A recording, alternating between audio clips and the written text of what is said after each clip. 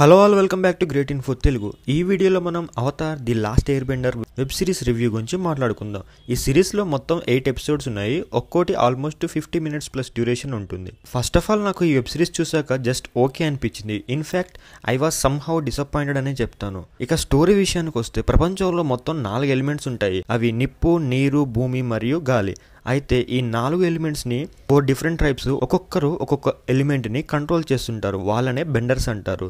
అయితే వీళ్ళందరికీ నాయకుడిలాగా ఈ 4 ఎలిమెంట్స్ని కంట్రోల్ చేసే వాళ్ళని అవతార్గా పిలుస్తారు. అయితే ఈ అవతార్ అనేవారు ఒక్కొక్కసారి ఒక్కొక్క ట్రైబ్లో పుడతారు. అలా సైకిల్ ఉంటుంది. అయితే లాస్ట్ అవతార్ చనిపోయిన తర్వాత నెక్స్ట్ రాబోయే అవతార్ ఎయిర్ బెండర్ ట్రైబ్ నుండి పుడతాడు. ఇలా ప్రపంచం మొత్తం అవతార్ కోసం వెయిట్ చేస్తుంటారు. కానీ వీళ్ళల్లో ఫైర్ బెండర్స్ మాకు అవతార్తో పని లేదు, మేమే ప్రపంచాన్ని రూల్ చేస్తామని నెక్స్ట్ అవతార్ రాబోయే ఎయిర్ బెండర్ ట్రైబ్ని మొత్తాన్ని అసాసినేట్ చేస్తారు. అదే టైంలో అవతార్గా పుట్టిన యాంగ్ తన ఫ్రెండ్ అయిన ఆపా మీద బయటికి వెళ్ళి తిరిగి వస్తుండగా సైక్లోన్లో చిక్కుకొని సముద్రంలో పడిపోతారు. అలా పడిపోయి 100 ఇయర్స్ వరకు ఐస్లోనే ఉంటాడు.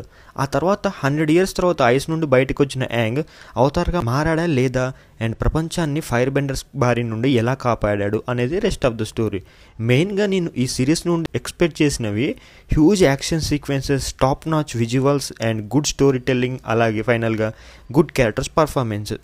కానీ బ్యాడ్ థింగ్ ఏంటంటే వీటిలలో విజువల్స్ ఒక్కటే నన్ను సమ్హౌ సాటిస్ఫై చేసింది. మెయిన్గా యాక్షన్ సీక్వెన్సెస్ అయితే నన్ను చాలా బాగా డిసప్పాయింట్ చేసింది. అండ్ సెకండ్ ఎపిసోడ్లో కయోషి ఐలాండ్లో ఉండే ఒక్క యాక్షన్ సీన్ ఒకటే నాకు బాగా నచ్చింది. మిగతా అన్నింటిలో ఒక్కటి కూడా నన్ను సాటిస్ఫై చేయలేకపోయాయి.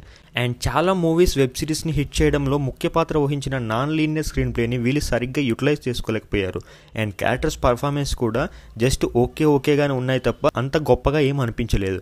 అండ్ ఫైనల్గా ఎమోషన్స్లో కూడా అక్కడక్కడ వర్కౌట్ అయ్యాయి తప్ప అవి కూడా అంత ఏం అనిపించలేదు. ఎస్పెషల్లీ మెయిన్ లీడ్కి ఎమోషన్స్ అస్సలు వర్కౌట్ అవ్వలేదని చెప్పాలి.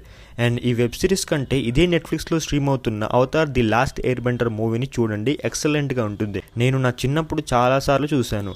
అండ్ ఈ సిరీస్ డ్యూరేషన్ కోసమో ఏమో కానీ చాలా చోట్ల ల్యాగ్ చేశారనిపించింది. నేను స్కిప్ కూడా చేశాను. అండ్ ఈ సీజన్తో ఈ సిరీస్ని ఎండ్ చేయలేదు.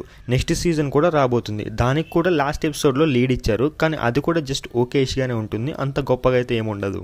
అండ్ చాలా చోట్ల సీన్స్ ఇల్లాజికల్గా అనిపిస్తాయి. ఎంత ఫ్యాంటసీ అయినా దానికి కొంచెం లిమిట్ ఉంటుంది. కానీ వీళ్ళు దాన్ని కూడా దాటేసి వెళ్ళిపోయారు. అవతార్ ఫుల్ పొటెన్షియల్ని అస్సలు ఎక్స్ప్లోర్ చేయలేదు.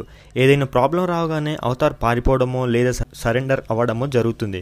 అండ్ మోస్ట్లీ అవతార్ హెల్ప్ కోసం చూస్తాడు తప్ప ఎక్కడ తన ఓన్గా తను ఫైట్ చేయడు. అది నాకు చాలా డిసప్పాయింట్మెంట్గా అనిపించింది.